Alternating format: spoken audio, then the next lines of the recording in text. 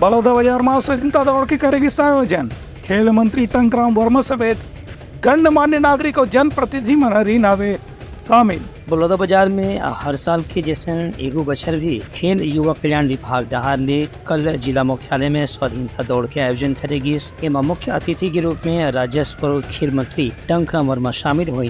कार्यक्रम ला संबोधित करत मंत्री यकीन की देश के प्रति प्रेम और आपसी सद्भावना न बढ़ाए बर ऐसा दौड़ के आयोजन करना एक अच्छा प्रयास, एक अच्छा पहल कहे जा सकते है। एक से लड़का मन के उत्साह भी बढ़ते और देशभक्ति की भावना न भी बढ़ाए में मदद करते। ये मौका में तिरंगा फहरावत लड़का लड़की मन देशभक्ति के नारा लगाए, स्वाधीनता सेनानी मन की सुरता करीन और वीर सपूत पर श्रद्धांजलि खलो अर्पित करीन। एक कार्यक्रम में स्थानीय जनप्रतिनिधि, नगर पालिका परिषद के अध्यक्ष चित्तवर जायसवाल, पूर्व अध्यक्ष अशोक जैन, स्काउट गाइड के प्रदेश उपाध्यक्ष विजय केसरवानी, कलेक्टर दीपक सोनी, पुलिस अधीक्षक विजय अग्रवाल समेत स्थानीय जनप्रतिनिधि मन भी मौजूद रही।